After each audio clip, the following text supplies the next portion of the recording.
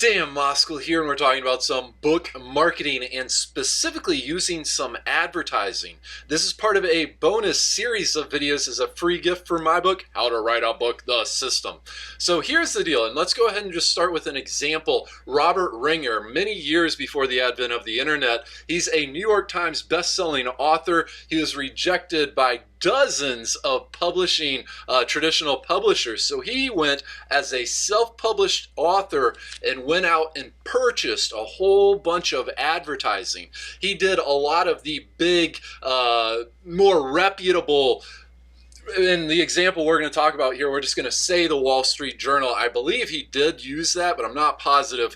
And anyways, he took himself as a self-published author with nobody knowing who he was and put himself in a position to hit the New York Times best-selling list with multiple books. I mean, just a phenomenal job.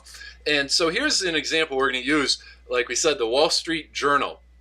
So he went and purchased an ad, as an example, with the Wall Street Journal saying, hey, here's my book. You can go find it at these locations. And this is important for two reasons. One, today, now that we have the internet, if you were to negotiate with Wall Street Journal, you could purchase an offline in the Wall Street Journal, newspapers, radio. This also applies to radio and television. Kevin Trudeau, the snake oil salesman. But anyways, this applies to offline, and that's what we're talking about specifically. But with the Wall Street Journal, if you were to negotiate with them and say, hey, I want to purchase an ad in the Wall Street Journal, the offline version, you could then also be able to work out a deal to also advertise online at their website. And they'll be a whole lot more friendly to you. And here's the second part of this is the rate cards. Many of these traditional avenues, be it even radio, television, newspapers, magazines,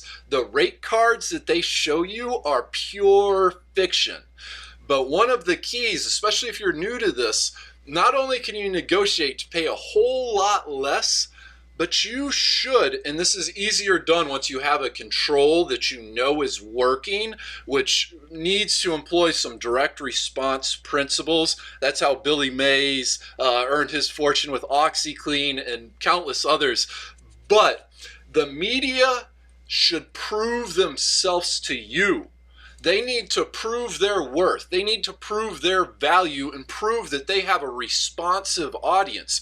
Because the truth is, different medias, the different types of audiences they have will respond differently. You're in control. You're who they want.